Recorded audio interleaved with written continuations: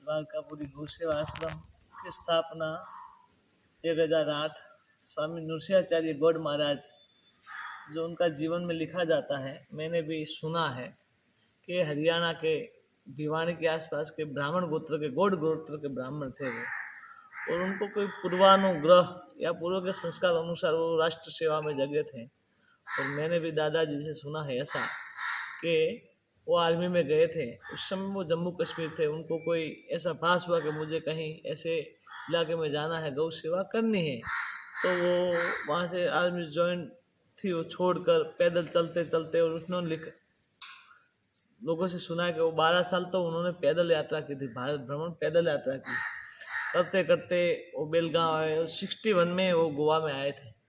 उस समय गोवा में आने के लिए हमको पासपोर्ट की जरूरत थी, क्योंकि पोर्टुगीजों के हाथों में था गोवा। अंग्रेज चले गए, फिर भी यहाँ पोर्टुगीज थे, उनकी राजधानी उन्होंने रखी थी सेफ। फिर 61 में गोवा आज़ाद हुआ।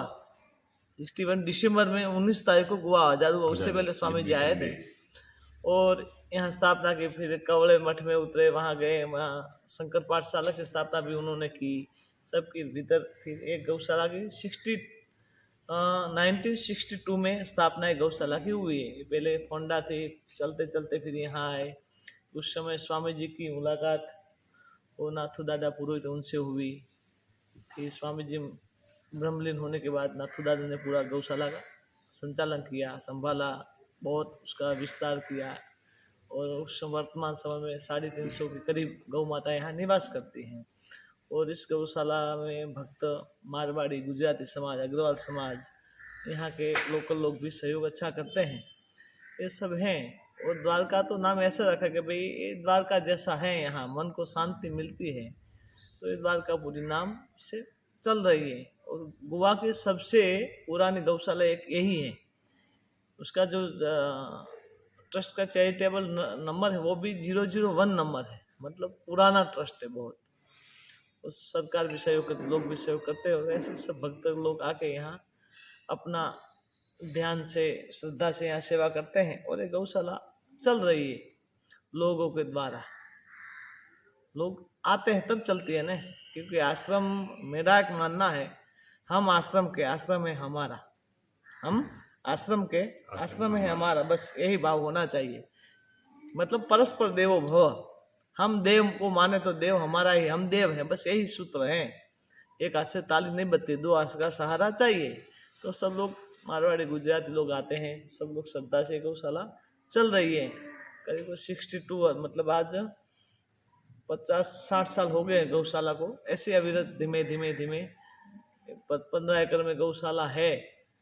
और तो दादाजी ने बहुत, नाथू दादा ने काट कर गौशाला का अच्छा डेवलपिंग किया है। तो पहाड़ी ऊपर था ने, आप जो हम बैठे हैं यहाँ 15 फुट खड्डा था, उसको भर के अभी 15 दिन पहले बहुत बड़ा गोवा में पहली बार रहता इतिहास में पंचकुंडी महारुद्र याग हुआ है। न भूतो न भविष्यति, अभी कब होगा वो तो पता नहीं, हो गया वो हो गया। तो ऐसे सब लोग मिलकर आते हैं, ये गौशाला की, गौ माता की सेवा करते हैं। और ऐसे गोवा जैसे प्रदेश में गौ सेवा कार्य करना बहुत कठिन कार्य है, क्योंकि यहाँ तो साल के 6 महीना तो बारिश होती है, सर 200-250 इंच बारिश पड़ती है। इसमें भी गौ माता का, क्योंकि यहाँ से सब बाहर से लाना है, यहाँ तो कुछ होता नहीं। फिर भी हमने तो यहाँ सब काट कर गौ वालों ने सबने मिलकर घास उगाते हैं, और गौ माता को हरा चारा एक टाइम डेली मिलता है। ये सब है, ऐसे कठिन कार्य है। करना और कहने में बहुत फर्क है। कह तो देता हूँ कि करना है, लेकिन करने और करने में बहुत फर्क है। तो बोलने से ज़्यादा करना उचित रहता है। तो सब लोग कर रहे हैं और चल रहा है।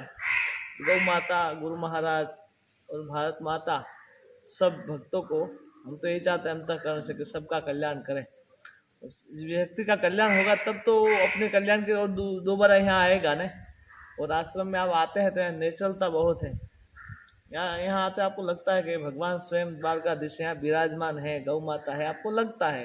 ये अतिशयोक्ति की बात नहीं है, लेकिन है। आप आके देखो कि क्या है, एक बार तो आपको पता चलेगा। मैं बोलूँ आप मानो ऐसा नहीं है, लेकिन आके देखो कि वास्तविक में क्या है। आप कभी भी आओ, 24 घंटा अन्नपूर्णा की सेवा चालू है, कभी भी आप रात को आओ, दिन में, सब चल रहा है ना। और ऐसा चलना भी चाहिए। तो आज हम रहे ना रहे, एक गीत है कि देश रहना चाहिए।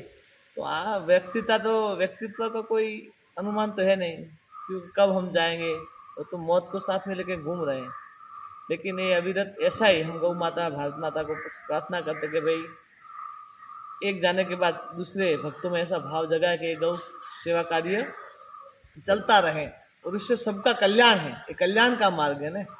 और गाओ लिखा है कि गाओ मातर सर्वभूता नाम गाव सर्व सुख प्रदा वृद्धि आकांक्षता पुंसा नित्यम कार्य प्रदक्षिणा।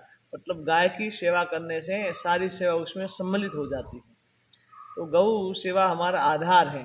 जैसे शरीर में से प्राण चला जाता है तो शरीर का कोई वैल्यू नहीं है, तो भारत की आधारशिला हो गौ है। क्योंकि हम भारत देश ऋषि और कृषि प्रधान पे चलते हैं ना, तो हमारी जो रहनी कहनी थी वो ऋषि परंपरा के आधारित थी। हमारी कृषि जो थी, खेती थी, वो गाय के आधारित थी। तो हम सब सुखी थे, और हमने जैसे जैसे उसका त्याग किया तो उसका हम परिणाम भी भुगत रहे हैं। तो हम यही सबको प्रार्थना करते हैं कि भैया आप पुनः ऋषि और कृषि प्रधान में आए और गौ आधारित ज़्यादा खेती करें, फर्टिलाइजर डीएपी यूरिया का उपयोग न करें, क्योंकि वो मानव जाति के लिए बहुत हानिकारक है, मेरा ऐसा मानना है। तो उसका त्याग करना चाहिए और ज़्यादा से ज़्यादा गौ आधारित खेती करना।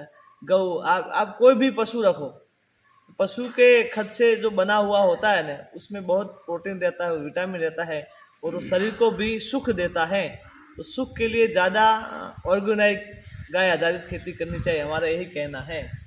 और आप सब खेती से जुड़े हुए, यहाँ जितने भी भगत लोग हैं वो सब खेती से, गुजराती मारवाड़ी खेती के आधारित है, तो खेती से हम जुड़े हुए हैं। तो सबको यही प्रार्थना करते हैं कि भाई अपने घर में गाय का पालन करें, और गायों का, गाय बचेगी तो राष्ट्र बचेगा, राष्ट्र बचेगा तो हम बचेंगे। अगर राष्ट्र नहीं है तो हमारा क्या अस्तित्व है। तो अगर राष्ट्र को बचाना है तो प्रकृति की रक्षा कीजिए। प्रकृति में परमेश्वर है, और परमेश्वर को बचाने के लिए प्रकृति, गाय, ये सब उसके पंचभूत है ना, पंचभूतों की रक्षा करनी चाहिए, हम ऐसा मानते हैं। तो जीव मात्र का कल्याण होना चाहिए, किसी को मानना नहीं चाहिए, और ज़्यादा से ज़्यादा पेड़ पौधे लगाने चाहिए, क्योंकि पेड़ पौधे बचेंगे तो राष्ट्र बचेगा। प्रकृति, बारिश आएगी तो कहाँ से आएगी, हमको बारिश चाहिए।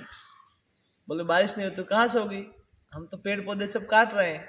तो नहीं, प्रकृति की रक्षा करनी चाहिए और गायों का जतन करना चाहिए, और गाय बचेगी तो राष्ट्र बचेगा, यही है। तो सब लोग गाय का पालन ज़्यादा से ज़्यादा करना चाहिए। और आप आते हैं तो यहाँ आके जो भी, और मैं ऐसा मानता हूँ कि जहाँ भी आप भारत में किसी भी कोने में रहते हैं, जहाँ आप रहते हैं वहाँ कोई भी व्यक्ति गौशाला का अगर संचालन करता है तो वहाँ जाके आपको वो यज्ञ में आहुति देनी चाहिए, दान रूपी, तन रूपी, मन रूपी, धन रूपी। किसी का विरोध नहीं करना चाहिए, जो करता है उसको आभार प्रकट कर उसका धन्यवाद मानना चाहिए उसको। कहीं भी आप भारत में किसी भी कोने में रहते हैं तो जो व्यक्ति गाय से जुड़ा हुआ था, जहाँ भी गौशाला में सेवा होती है गौ माता की, वहाँ जाके उनको जो यज्ञ चल रहा है गौ का या धर्म का, उसमें आहुति देनी चाहिए। तो हम सबको यही प्रार्थना करते हैं कि भगवान गौ माता, भारत माता सब आपका कल्याण करें, और आप स्वयं जागरूक होकर धर्म की रक्षा करे। गीता जी में लिखा है कि धर्मो रक्षति रक्षत, भगवान भी कहते हैं कि उसका अर्थ क्या होता है कि धर्मो रक्षति रक्षत। भगवान बोलते हैं मुझे मानो तो मैं आपकी रक्षा करूंगा, नहीं अगर मुझे मानो नहीं तो अब मैं कैसी रक्षा करूंगा। इसलिए भगवान अर्जुन को यही बोलते कि सर्वधर्मान परित्यज्य मामेक शरणम व्रज। बोलते हैं भगवान कृष्ण अर्जुन को, तू सब छोड़ दे, अभी तू मेरे शरण में आ जा, मैं तेरा रक्षण कर।